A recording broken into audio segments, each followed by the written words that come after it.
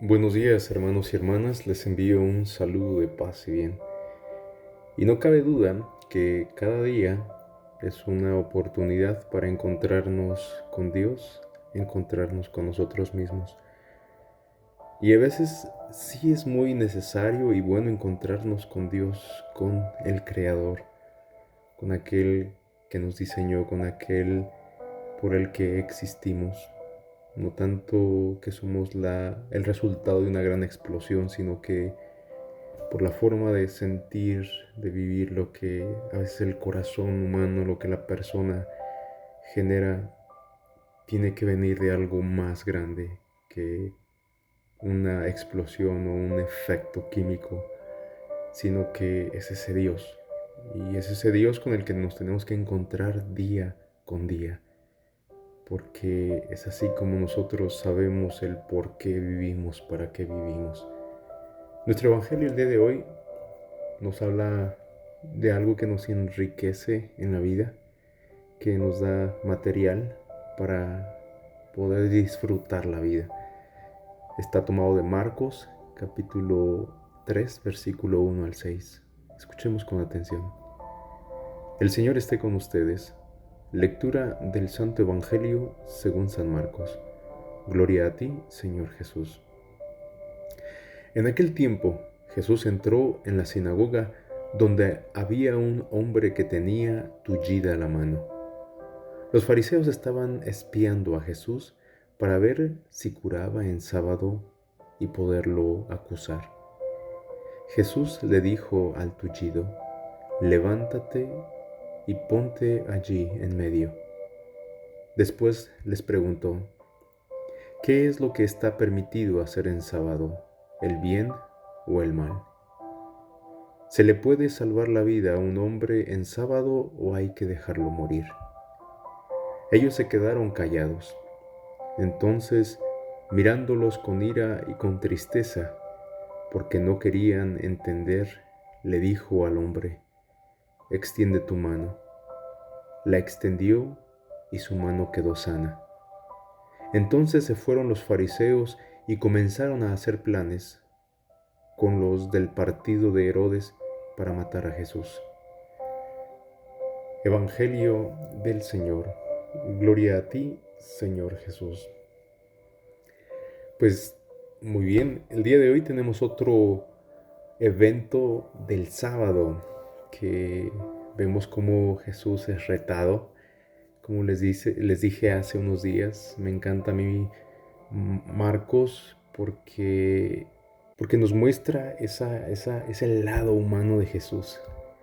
Dice que experimentó ira y tristeza, pero quizá no es la ira como nosotros la conocemos, sino que es una ira de justicia.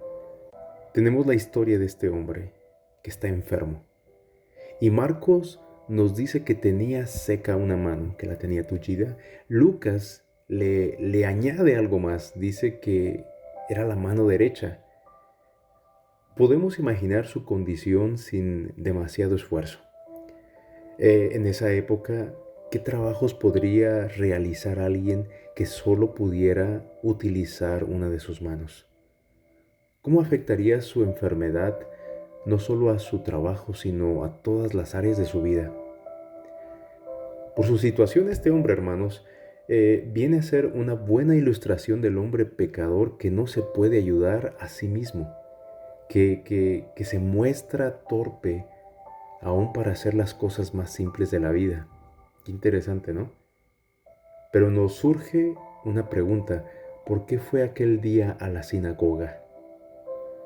¿Por qué estaba ahí presente? Seguro que él conocía bien el ambiente que se respiraba allí. Sabía lo que podía esperar de los judíos que se reunían en la sinagoga. Para empezar, él era impuro, no podía acercarse ni meterse en ese lugar. Y también no tenía ningún interés en él ni en su bienestar.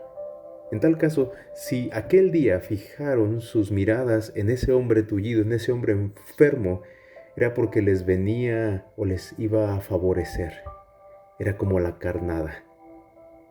y así iban a acusar a su presa, que era Jesús.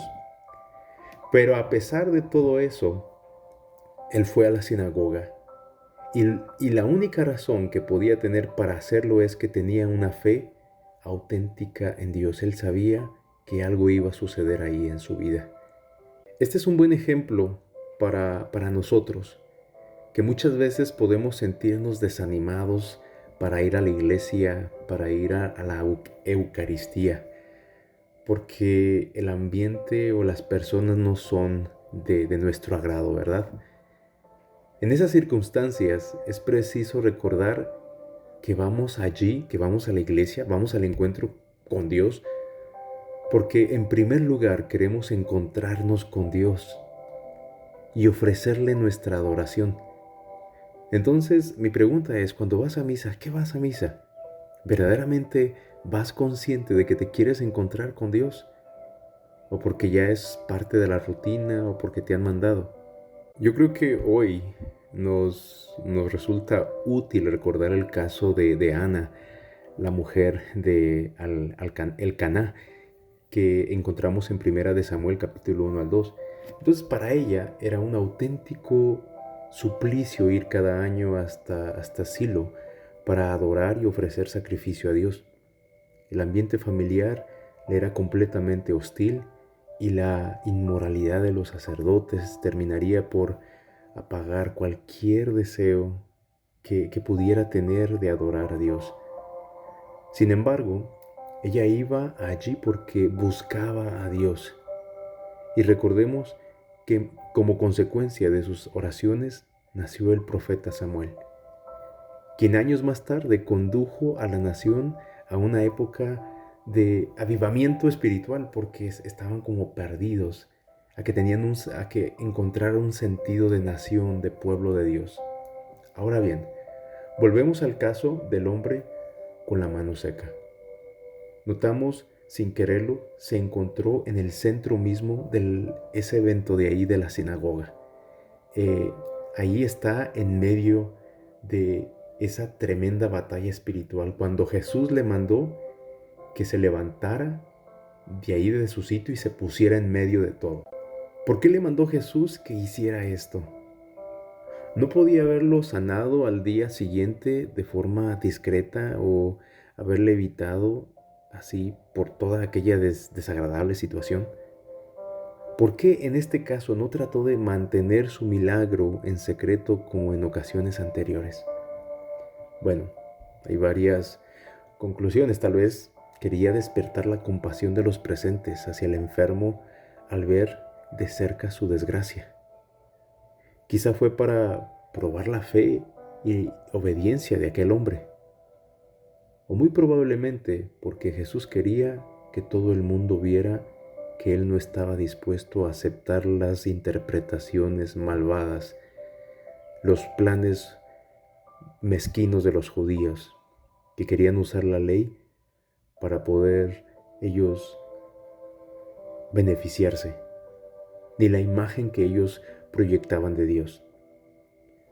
Así, en medio de las miradas enemigas, el enfermo fue sanado por su fe, porque amaba a Jesús, porque tenía esperanza de que Jesús podía cambiarlo, podía ayudarlo.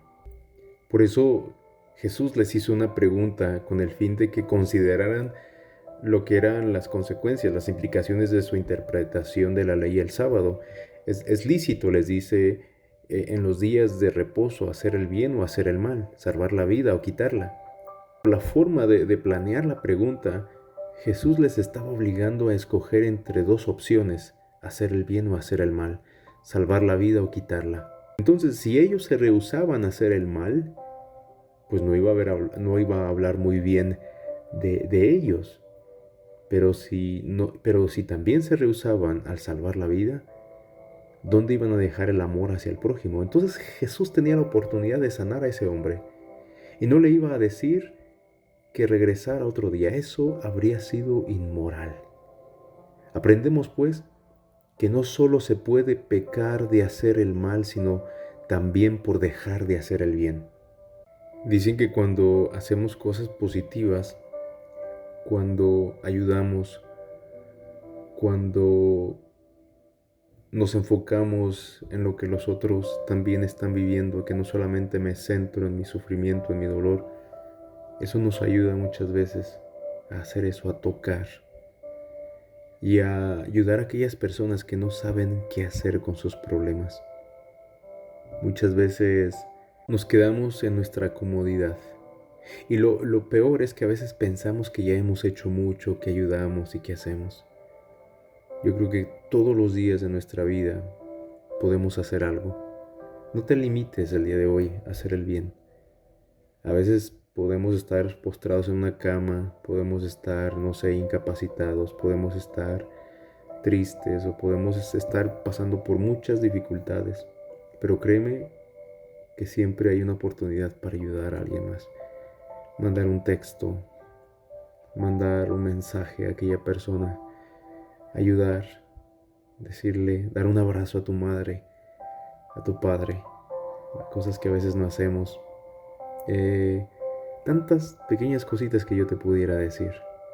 Hoy Jesús a eso nos invita, a que tengamos esa mirada abierta, que tengamos esa mirada fija y alerta para aquellos que necesitan.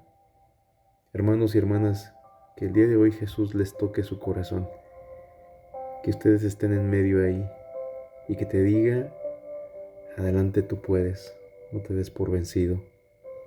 Extiende tu vida, extiende tu mano y verás cómo Jesús, cómo Dios lo toca. Y lo va a tocar no de la forma que tú lo esperas, quizá va a ser de la forma más inesperada. Que Dios los bendiga y que tengan un excelente día. Amén.